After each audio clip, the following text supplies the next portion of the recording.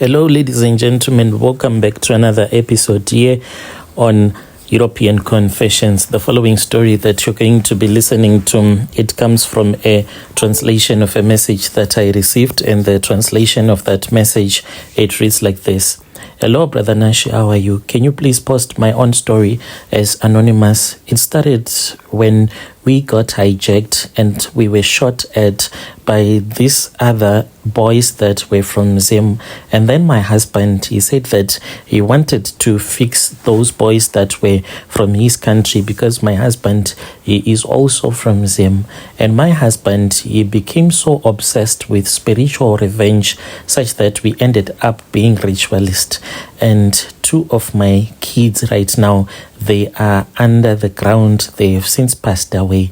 I don't know what can I even tell my baby daddy, because he is a man that is depressed. He only had kids with me before we had a divorce, and now he is childless. But the children that I had with my Zimbabwean husband, they are alive and they are very well. Now I am suspecting that my husband, he did these rituals maybe to fix me or maybe to fix my ex-husband, because he hated it whenever I would speak with my ex-husband. Maybe he only used this as a false flag when he said that we have to do a revenge spiritually. He just wanted me to kill, to sacrifice my own kids in his revenge that we were doing. So I was a nurse. I was working as a nurse before I had met my current husband. And then my husband, he came into my life through a mutual friend. I had this other friend of mine who used to be abused by her own husband. And then all of a sudden, she started to enjoy her life. And later on, I found out that she was dating a man that was from Zim. She told me that this man was treating her as if she was a goddess. She then said that if I wanted a real love, I was supposed to look out of South Africa. And then that was when I met up with this man who became my husband. He is someone that is lovable. He's a man that can give you true love. And this led to me fighting with my husband at all the times, my ex-husband, because I was getting the love from somewhere else. Fast forward, I then realized that I had fallen pregnant. I could not stay anymore with my ex-husband, yet I was carrying another man's child. Since my current husband is a man that has money, I did not want to remove that pregnancy because I knew that he was going to be a responsible father and he would be able to take care of me financially. We then started to stay together after the divorce was finalized. That was when we moved on with our life, and we even changed the province where we were staying because my ex-husband kept on threatening my current husband. He started a business for me since he said, I do not want you to work as a nurse. You are too beautiful. Men will be looking at you. I do not want anyone to steal you from me. So he started a business for me, which I ran from home. Life was very beautiful. For the first time in my life, we went to Mauritius on our first vacation. So it was a thing that we would do 2 times a year. After 6 months, we will pack up and leave and go on a vacation. And people were even jealous of the way that I was being treated by my Zimbabwean husband. Then one day, after we had bought a car, my husband, he wanted to buy me a BMW, and I was scared. I was like, these cars, they get hijacked quite easy because the thieves, they love them. And he said that he was going to buy it. If I was scared to drive it alone, we could drive together. So it was my car that he had bought for me, but I was scared to drive my BMW alone. One night, he told me that we were supposed to go on a dinner date. We then went out for dinner, and when we returned back, I can say it was somewhere around 10:30. And when we were by this other robot, I then saw that there was a vehicle that seemed similar to a vehicle that was parked right next to us at the parking lot where we were having our dinner at this other restaurant. I just felt lazy to tell my husband that I had noticed that the car that was parked right next to us, it was the same car that I had seen earlier on in the parking lot.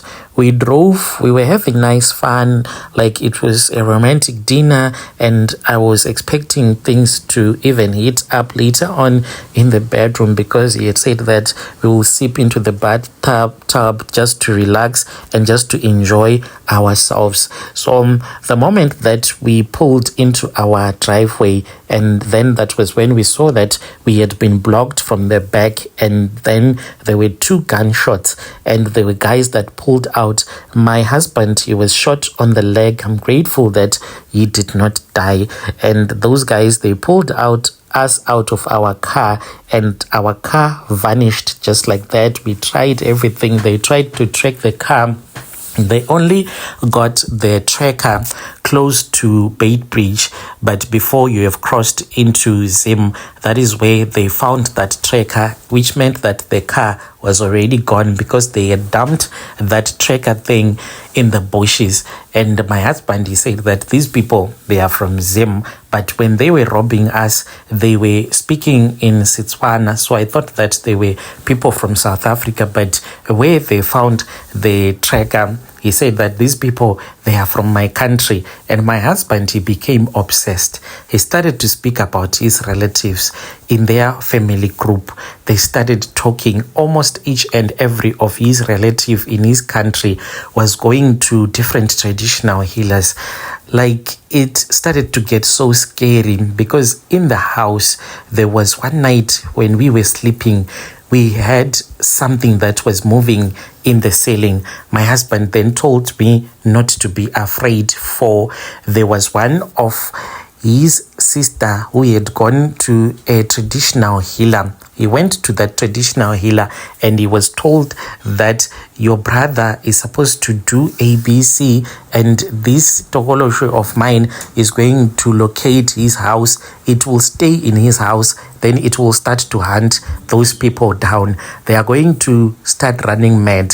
When they would be running mad, they are going to return back to him and to tell him where the car is, because the car is being driven by someone else, but that person is a woman, is in Mozambique, who is a business person, who requested that she wanted a brand new BMW that still seemed in good condition. So these people, they would be running mad, and they would come to our house to confess.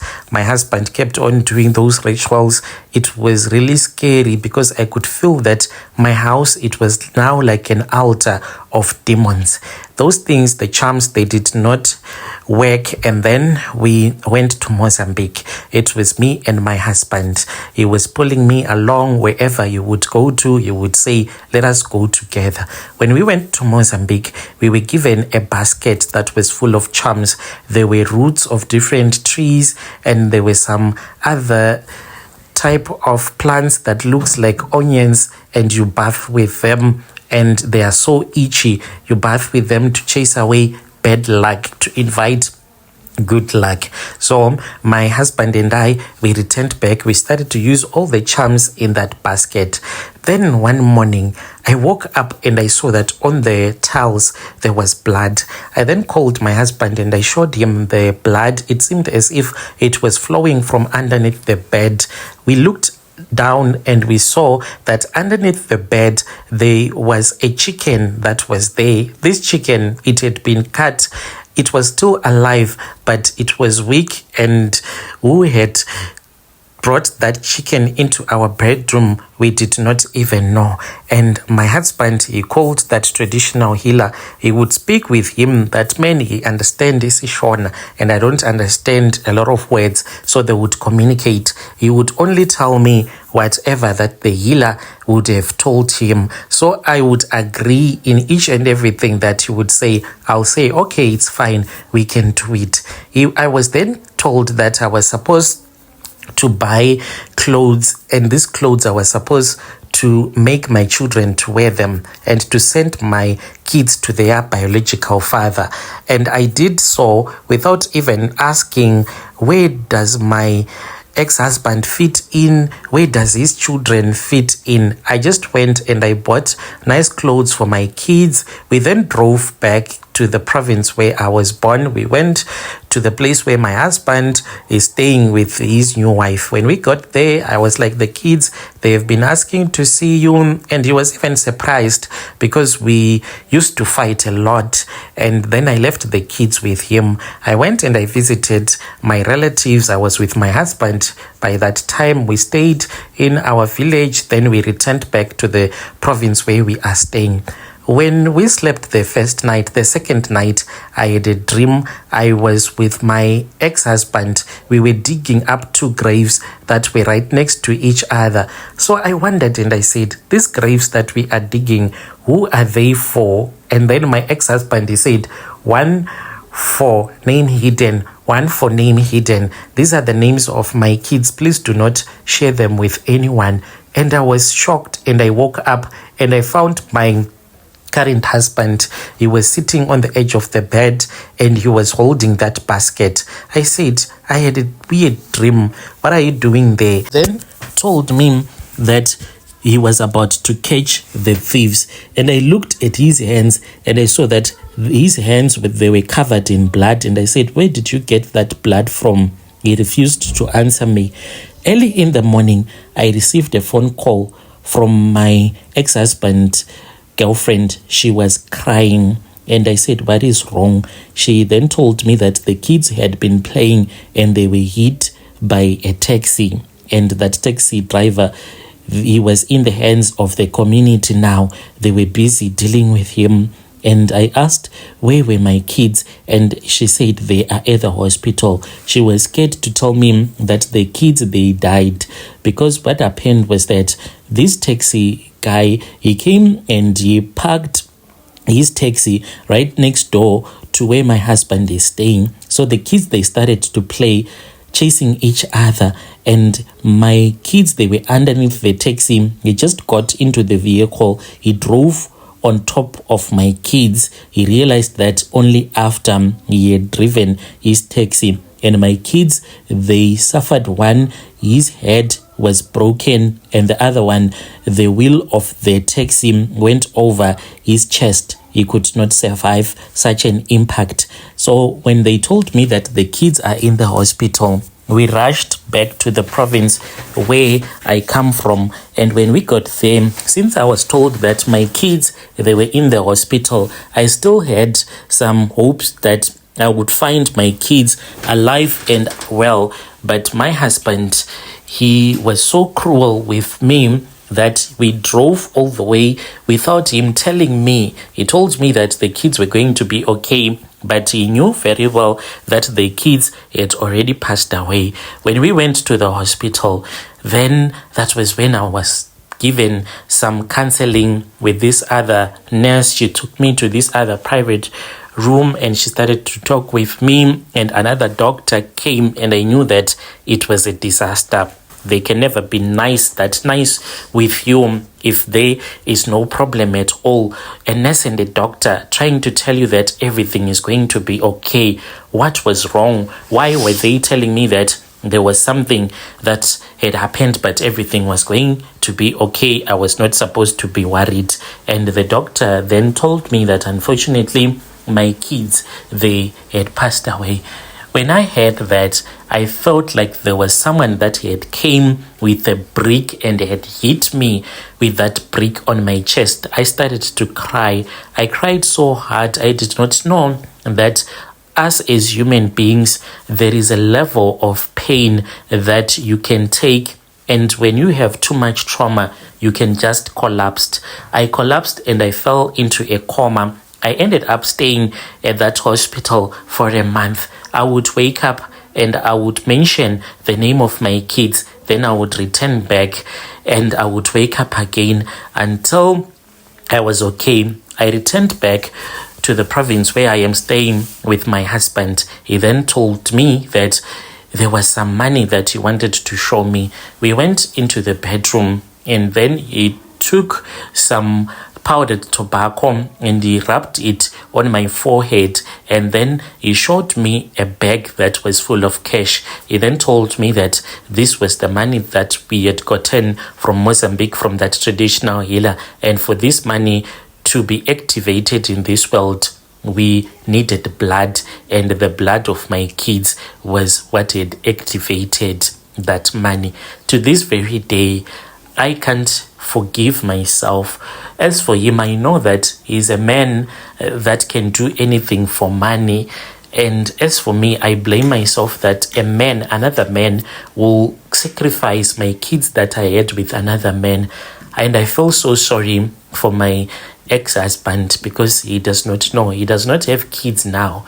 And it feels so painful for me because these kids, we loved them, even though we had our own problems as parents. But in whatever that we did, we made sure that we gave love to our kids. This is my confession. I know that you can judge me. Yes, you can judge me as much as you want, but it happened without my knowledge. All that I did was to go to Mozambique, and I was part of the ceremony. Everything that was done, I was part of it. They were communicating in isiShona, and I am a Zulu speaking woman. I have been married to my husband, but I don't know every word of isiShona. So he was speaking with his healer, and I did not know that he was sacrificing my kids. My husband has told me that we have kids already and I should be happy. It makes me to feel so sad whenever he tells me that everything is okay. Dear listeners, right there was a message that was sent to me by one of our dear sister. Strange things indeed, they do happen in this world. Let us try to talk with our dear sister in the comment section.